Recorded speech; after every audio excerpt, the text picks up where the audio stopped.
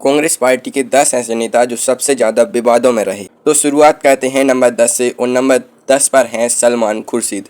Oxford से पढ़े हुए विदेश मंत्री रह चुके, कभी कांग्रेस का बौद्धिक चेहरा कहलाते थे, लेकिन भाई साहब ने खुद ही अपने पैर पर कुल्हाड़ी मारी, वो भी एक बार नहीं, दो बार।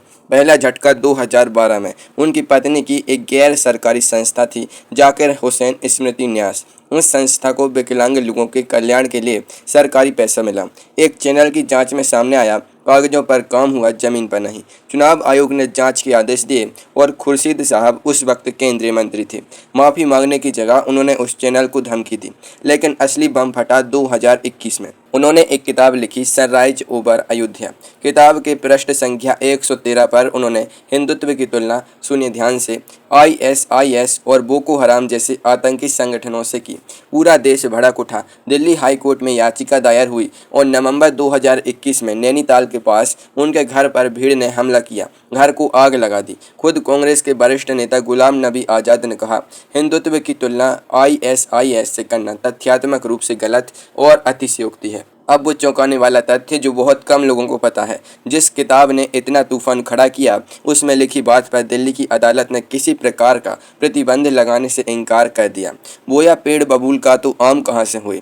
अब नंबर 9 पर वो नेता है जिन्होंने देश की साख को खेल के मैदान में बेचा और जेल में रहते हुए भी पार्टी का सबसे बड़ा ओहदा पाया। यह कैसे हुआ, सुनते रहिए। नंबर 9 पर हैं सुरेश कलमाड़ी। साल है 2010। दिल्ली राष्ट्रमंडल खेल, पूरी दुनिया की आंखें भारत पर थीं और इस विशाल आयोजन की कमान थी कलमाड़ी जी के हाथ में। करोड़ों रुपए के बजट पर CBI की जांच में खुलासा हुआ कि जो काम 10 करोड़ में होना चाहिए था, वो 100 करोड़ में हुआ।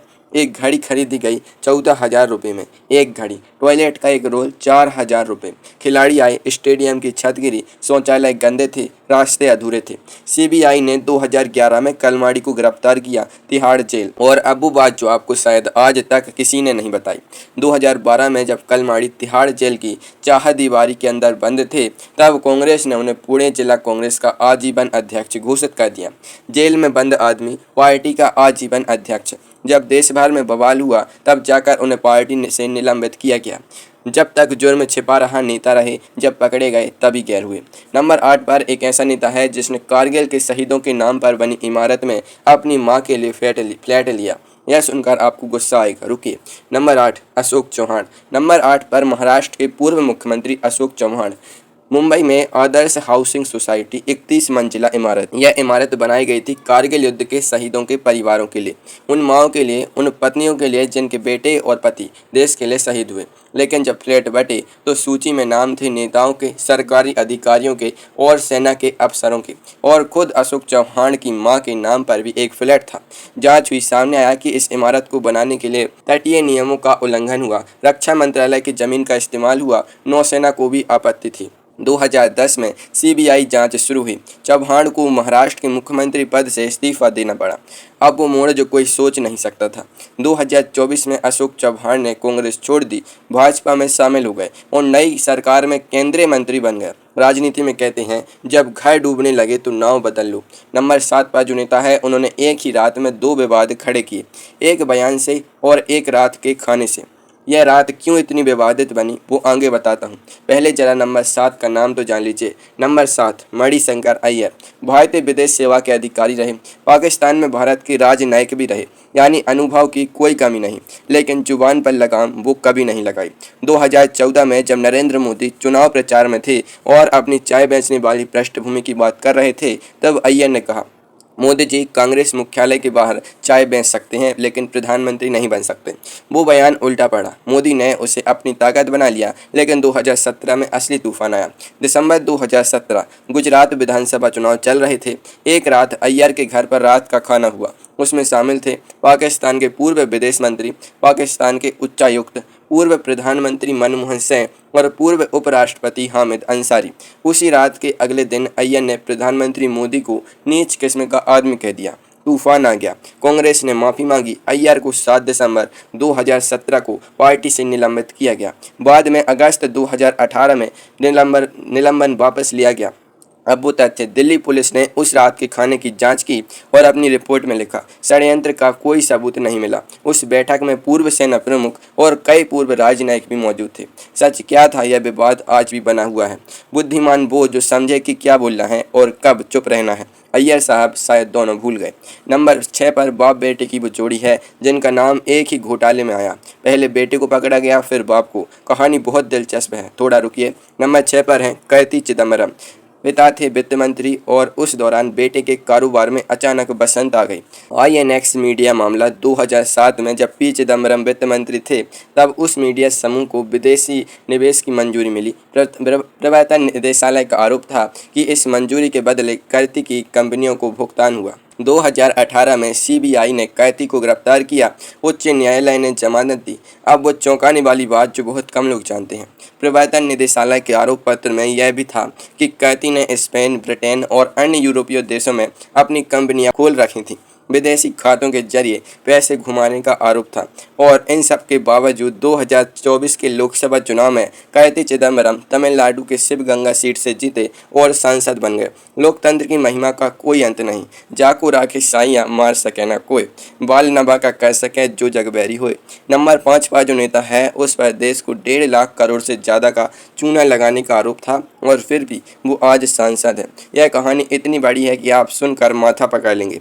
नंबर 5 ए राजा उर्फ वो शख्स जिस पर देश के सबसे बड़े घोटालों में से एक का आरोप लगा, 2G स्पेक्ट्रम घोटाला। समझिए आसान भाषा में, मोबाइल नेटवर्क चलाने के लिए सरकार से तरंगें यानी स्पेक्ट्रम लेनी होती हैं।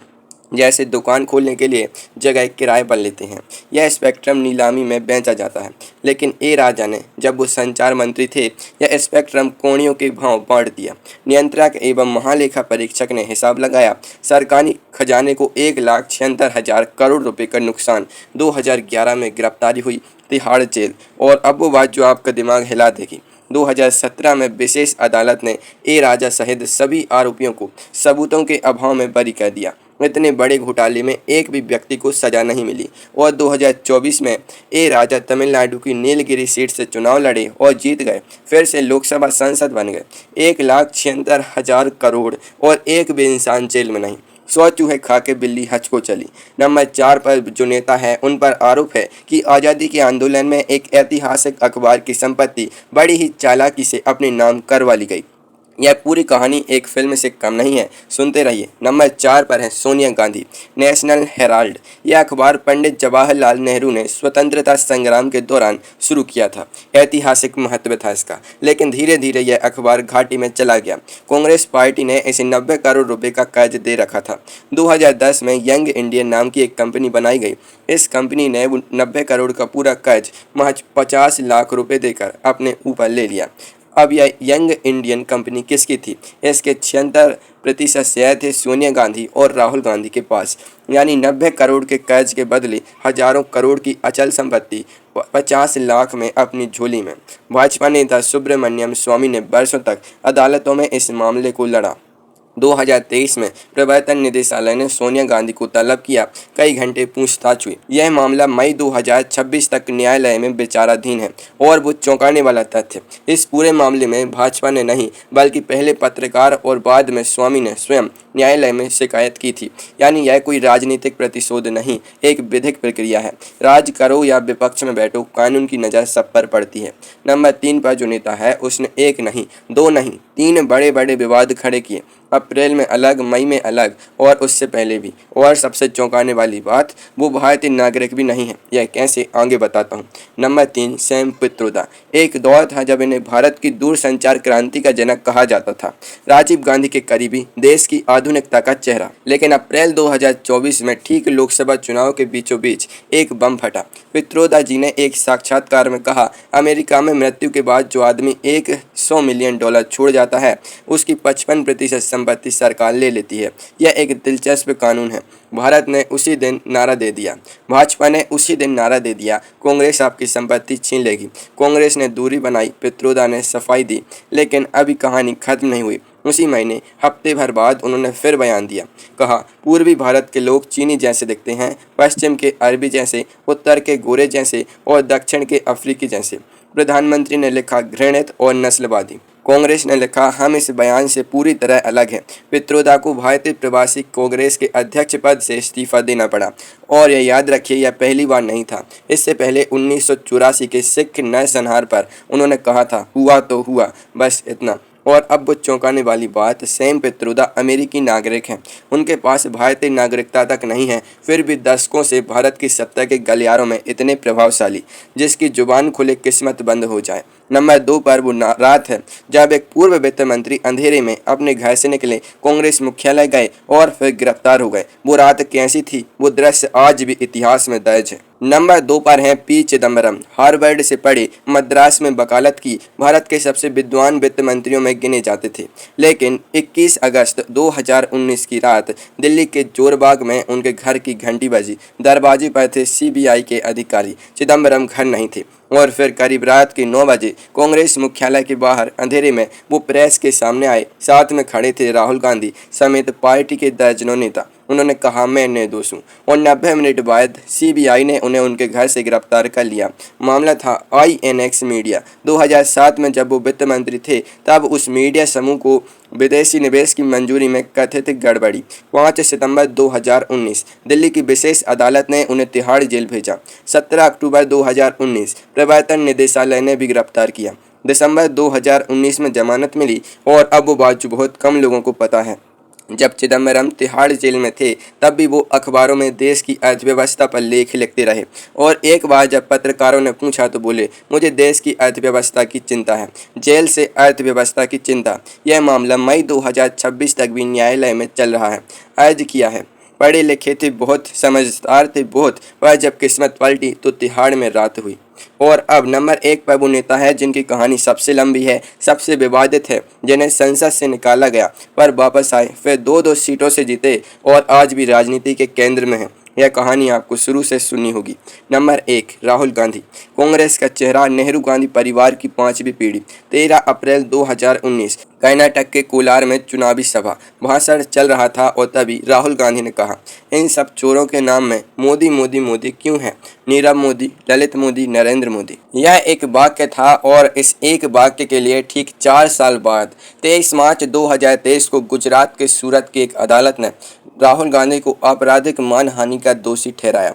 सजा सुनाई 2 साल का साधारण कारावास और उसके ठीक 24 घंटे के भीतर लोकसभा सचिवालय ने 24 मार्च 2023 को उन्हें सांसद पद से अयोग्य घोषित कर दिया। 126 दिन वो संसद से बाहर रहे। अब यहाँ रुकिए, क्योंकि एक बात है जो बहुत कम लोगों को पता है। जिस भाजपा विधायक पूर्णेश मोदी ने दिसंबर 2019 में यह मुकदमा दायर किया था, उन्होंने उसे सालों तक रोक कर रखा। फरवरी 2023 में राहुल गांधी ने संसद में एक तीखा भाषण दिया और उसके कुछ ही हफ्तों बाद यह मुकदमा अचानक सक्रिय हो गया।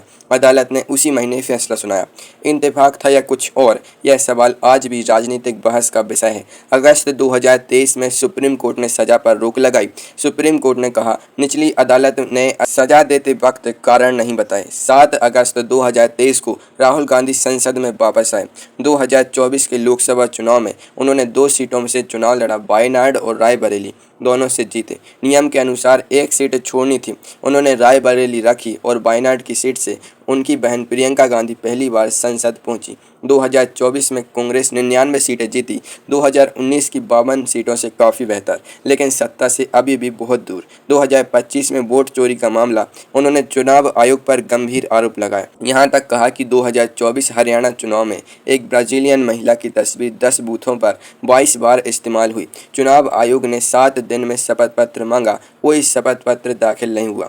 मई 2026 में राहुल गांधी लोकसभा में नेता प्रतिपक्ष के रूप में काम कर रहे हैं। सबसे बड़ी विरासत है, सबसे लंबे विवाद और राजनीति का खेल अभी भी खत्म नहीं हुआ। जो लड़ता रहे, हारता रहे, उठता रहे, यही तो राजनीति का दस्तूर है। कभी तख्त पर, कभी पक्ष में, कभी बाहर, फिर भी इस खेल का वो जरूर है।